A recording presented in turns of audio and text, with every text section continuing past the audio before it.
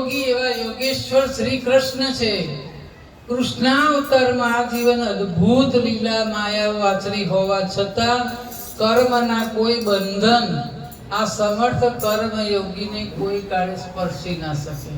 અને છેલ્લે એટલું જ કહીશ કે કૃષ્ણ નામની આવી કોઈ મહાન માનવ વિભૂતિ દ્વાપર યુગમાં સદેહ આ ધરતી પર વિચરતી હોય એવું કદાચ પેઢી માનવા પણ તૈયાર નહીં થાય. આજે આપણે માનીએ છીએ પણ આપણા સંતાનો માનવા તૈયાર નહીં થાય. અત્યારે ઘણા કહે છે કે ભગવાન છે જ ક્યાં. એનો કેટલો વિવાદ થાય કે કૃષ્ણ તો હતા જ નહીં, રામય નતા. કેટલો વિવાદ થાય.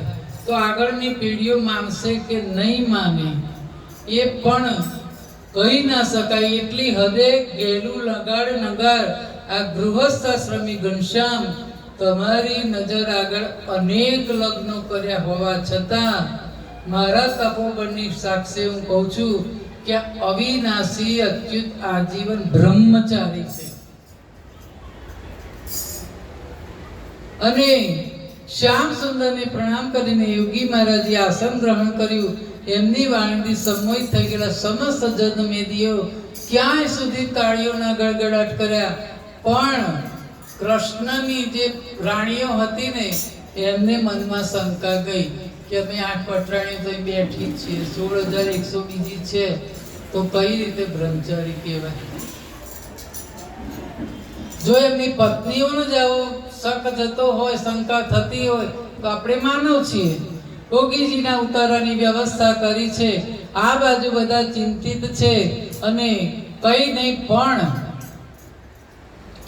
આમાં લક્ષ્મણા હતી અને સત્યા એ બહુ ધ્રુજી ગઈ કે આવું હોય જ નહીં.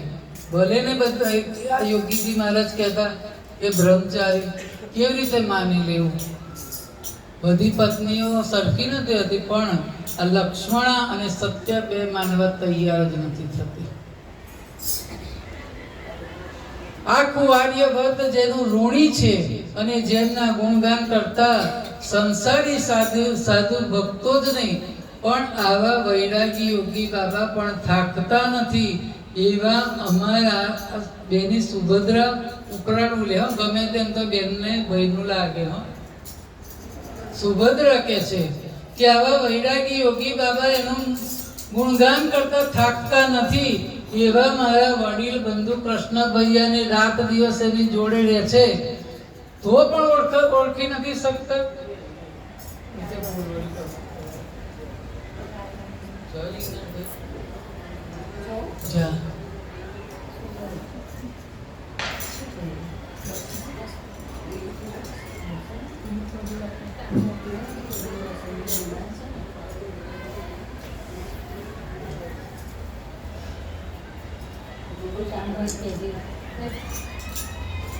આઠ પત્નીઓ એમનો પુત્ર પરિવાર નજર સમક્ષ હોવા છતાં તેઓ આજીવન બ્રહ્મચારી છે.